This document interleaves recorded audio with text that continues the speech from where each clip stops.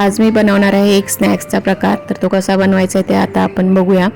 त्याच्यासाठी मी मैदा घेतलेला आहे। मैद्यामध्ये ओवा आणि थोडंसं जिरं घातलं आहे आणि थोडंसं तेल घातलेलं आहे आणि ते मिक्स करून व्यवस्थित भिजवून घेतलेलं आहे आणि ते वर लावण्यासाठी स्टफिंगसाठी उकडलेला बटाटा घेतला आहे। बटाटा स्मॅश करून घेतलेला आहे आणि त्याच्यामध्ये लाल मिरची पावडर, हळद, चवीनुसार मीठ, ओली कोथिंबीर आणि चाट मसाला घातलेला आहे।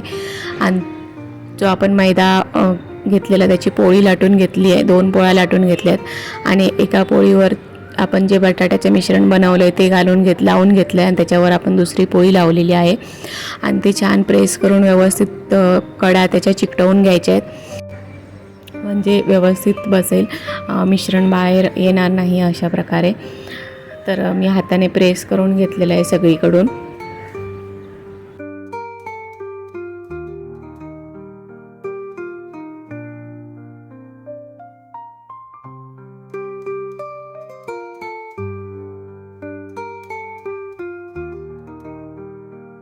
आता आपण हे कट करून घ्यायचं आहे। तर एक सुरी घेऊन असे कट करायचे आहेत, जसे आपण शंकरपाळ्या वगैरे कट करतो तशा प्रकारे हळूहळू कट करून घ्यायचं आहे, म्हणजे मिश्रण त्याच्यामधलं बाहेर येणार नाही असं।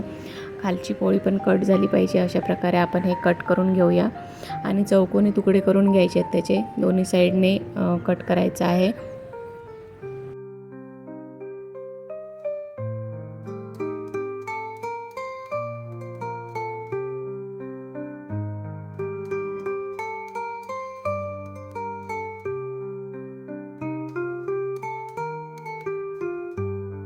हे बघा, अशा प्रकारे आपल्याला दोन्ही साईडने कट करून त्याचे चौकोनी तुकडे करून घ्यायचे आहेत।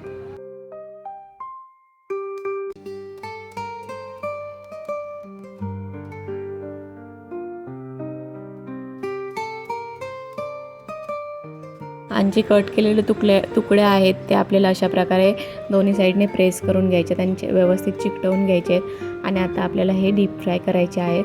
तर हे सगळे मी असे बनवून घेतलेले आहेत आणि तेल पण इथे आपलं गरम झालेलं आहे। आता आपण हे फ्राय करून घेऊया। छान कलर येईपर्यंत आपल्याला हे फ्राय करून घ्यायचे आहेत।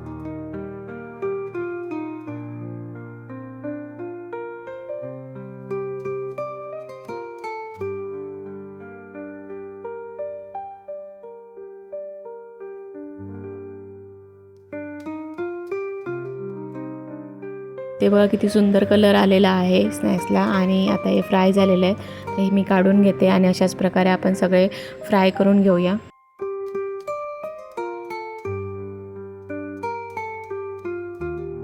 तर इथे आपला बटाटा स्नॅक्स तयार झालेला आहे।